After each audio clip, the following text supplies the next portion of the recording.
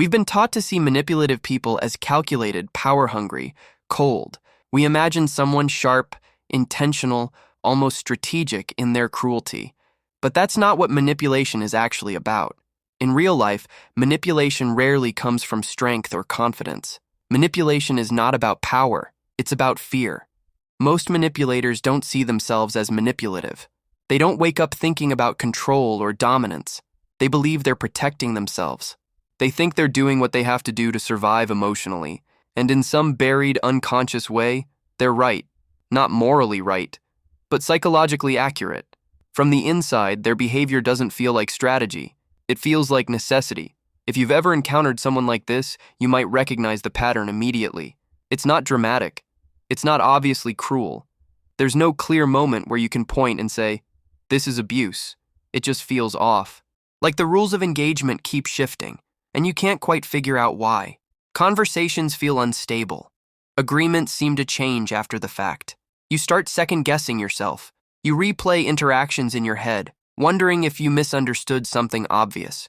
You ask yourself if you're being too sensitive, and that confusion is not accidental. Manipulation is not a personality trait. It's not a diagnosis you can find neatly defined in a textbook. It's a set of learned behavioral strategies designed to accomplish one thing: removing the other person's sense of choice, not through force, not through overt threats, but through subtle psychological pressure that narrows the field until compliance feels like the only option. It's not influence. Influence respects autonomy. It presents options and allows people to decide. Manipulation erodes autonomy. It quietly collapses the psychological space where choice should exist. The goal isn't to convince someone through reason. It's to make them feel like they never had a real option in the first place. And here's what most people miss entirely. The manipulator isn't trying to dominate you. They're trying to control their own anxiety. So why does someone become this way? Understanding the psychology doesn't excuse the behavior, but it does explain it, and that distinction matters. At the core, manipulative people carry deep emotional insecurity. They don't feel inherently safe in relationships. They don't trust that people will stay. They don't trust that affection will last. They don't trust that they're valued for who they actually are, rather than for what they provide or how they perform. Beneath whatever surface confidence, charm, or competence they project, there's a persistent fear of abandonment, rejection, or being exposed as fundamentally unworthy. So they control, not because they're strong, but because they're terrified. Every interaction becomes a kind of emotional chessboard where outcomes, perceptions, and reactions are constantly managed, not out of malice, but out of fear. Because if they don't manage the situation, something terrible might happen. They might be left. They might be rejected. Or they might be forced to confront the belief they've been running from their entire lives, that they are not enough. Manipulation functions as self-protection, not dominance. It's emotional armor. If I can control how you see me, how you react, what you feel, then I'm safe. That's the internal logic, and it operates mostly beneath conscious awareness. They aren't sitting there plotting scenarios or calculating harm. They're responding to internal alarm systems that never stop ringing, even in moments that should feel calm or secure. For many manipulative people, this pattern was learned early in life. Direct communication didn't work in childhood. Asking for what they needed led to rejection, punishment, ridicule, or complete emotional neglect. Expressing emotions wasn't safe. Vulnerability was met with mockery, dismissal, or abandonment. So they adapted, not because they wanted to deceive, but because honesty didn't protect them. They learned that indirect strategies got results, that guilt worked better than honesty, that confusion bought time, that emotional leverage created a sense of security that straightforward requests never did. A child who learns that crying brings punishment but sulking brings attention will choose sulking. A teenager who learns that asking directly leads to rejection, but implied disappointment leads to negotiation will choose implication. These weren't conscious calculations. They were survival adaptations. The lesson became simple and absolute. If I don't control, I lose. And once that belief sets in, it's incredibly hard to dislodge, because every time the manipulation works, every time someone gives in out of guilt, confusion, empathy, or emotional exhaustion, it reinforces the belief. Direct doesn't work. Control does. This isn't romantic. It isn't an excuse. It's simply what happened. And those early patterns don't disappear on their own. They don't soften with age or maturity. Without serious intentional intervention, they tend to calcify. There's another crucial piece to this. Manipulative people often have an extremely low tolerance for frustration. They struggle to sit with emotional discomfort. Hearing no doesn't just feel disappointing. It feels like abandonment. Being challenged doesn't feel like disagreement. It feels like an attack on their worth. Emotional friction, the kind that healthy relationships require, feels unbearable. So manipulation becomes an emotional shortcut. Instead of tolerating rejection and processing it, they preemptively rewrite the situation so rejection becomes impossible. Instead of risking conflict and working through it, they obscure the issue so there's nothing concrete to confront. Instead of allowing trust to build gradually over time, they manufacture dependency so the other person can't easily leave.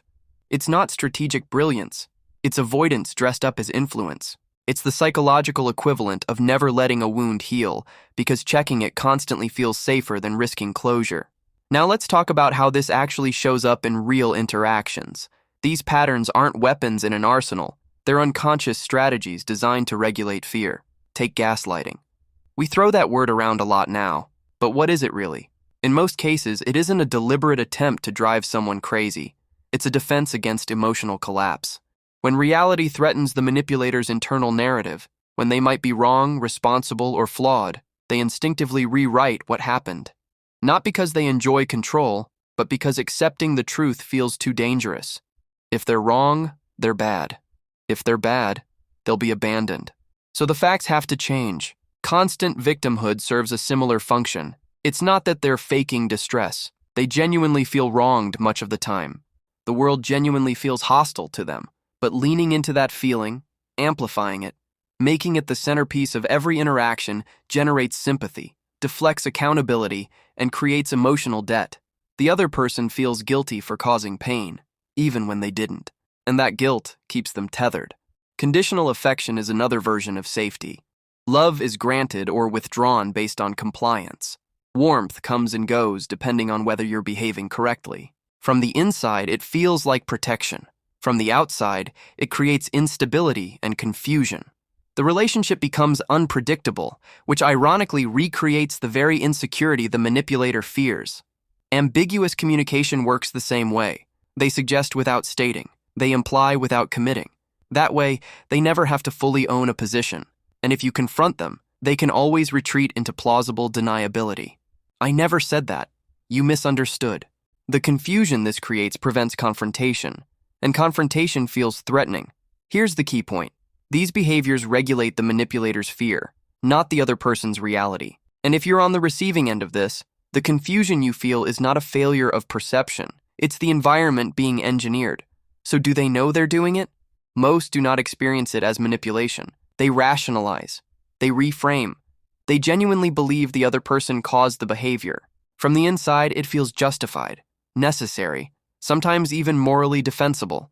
And that internal narrative is powerful enough to override feedback, even when the damage is obvious. This doesn't justify the behavior, but it explains it. Understanding the internal experience doesn't mean accepting the harm. And that brings us to an important distinction.